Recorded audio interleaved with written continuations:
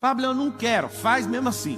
Nota uma frase assim, ó: crianças fazem o que querem, adultos fazem o que precisa ser feito. Se um pássaro quiser cagar na sua cabeça e ficar obstinado, ele vai cagar 1000 vezes na sua cabeça, a vida inteira. Mas tem uma coisa: você não, de hipótese nenhuma, você tem total gestão de não deixar ou deixar um pássaro fazer um ninho na sua cabeça. Quando você aceita o medo, você aceitou o pássaro fazer um ninho na sua cabeça. É isso que você fez.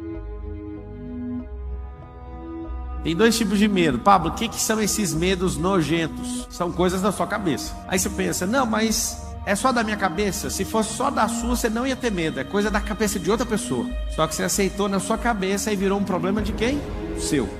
O medo é uma semente. Eu vou passar as alegorias para vocês do jeito que eu li e do jeito que eu me libertei de tanta idiotice. Inclusive eu estava me libertando agora de uma coisa. Não vou falar o que era, mas eu estava na montanha nesse exato momento. Uma montanha bem alta, aqui perto, que é tudo cercado por montanhas. E eu estava fazendo uma coisa que eu achei que eu nunca ia fazer. Acabei de fazer. O que é o medo? O medo é um paralisante. Alguém esses dias perguntou para mim: mas me prova na Bíblia que o medo é atrativo. Aí eu provei. Final do livro de Jó está escrito: tudo aquilo que eu temia me sobreveio. Então eu vou te passar em vários códigos. O medo, ele atrai. Se é para ter medo de alguma coisa, force seu cérebro a ter medo de coisas absurdas. Por exemplo, tem medo de ter 2 helicópteros, tem medo de ter 1 bilhão na poupança. Eu exerço esse tipo de medo, de verdade. Fico falando isso: eu tenho medo do fulano explodir. É o que eu fico lá colocando nessa caixa. O que eu descobri? Não tem como ficar sem ter medo de alguma coisa.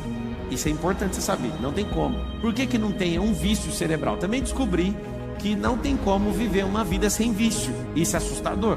Eu levei 34 anos para descobrir isso. Eu sou estudioso do cérebro, eu levo muito a sério isso. Eu estudo o cérebro exatamente desde 2005. E isso me deu vantagem totalmente desproporcional a qualquer outro ser humano que eu conheço. Eu não paro de estudar desde 2005. Só que levou tanto tempo para eu descobrir. Não tem como ter uma vida sem vício. Por que não tem como viver uma vida sem vício? O cérebro precisa de circuito para ele entrar. Então ele ama um circuito chamado medo. É um vício. E aí eu percebi que não tem como viver sem um vício. E se eu estou testando e já comprovei, e já estou testando em novas fases, eu descobri que eu tenho que viver sempre viciado em alguma coisa. E aí o que eu faço? Eu faço uma lista de vícios que eu vou entrar, porque o cérebro, ele tem um problema. Isso é físico. Se alguma coisa está parada, ela tende a continuar que jeito? Parado? Se está em movimento, ela tende a continuar o quê? O medo, ele é paralisante. Então, ele é um vício. É um vício que não deixa você fazer nada. Então você tem que ter um vício. Qual que é meu vício atual? Tem que assumir. É pilotagem. Estou investindo algumas centenas de milhares de reais, comprando carro de corrida, carreta, montando um time de pilotos, fazendo doideira. Comprando simulador daqueles que até treme, faz tudo. Tudo. Investi o ó do Borogodó. Ainda é só o começo. Mas eu entendi uma coisa. Esse vício vai acabar tal data. Eu já coloquei data. Por quê? Porque eu quero ir pro próximo vício. O que é um vício? Anota na frente assim, ó: vício é um circuito. Agora eu tenho uma pena. Na verdade eu não tenho pena e nem dó de ninguém, mas é ruim para você.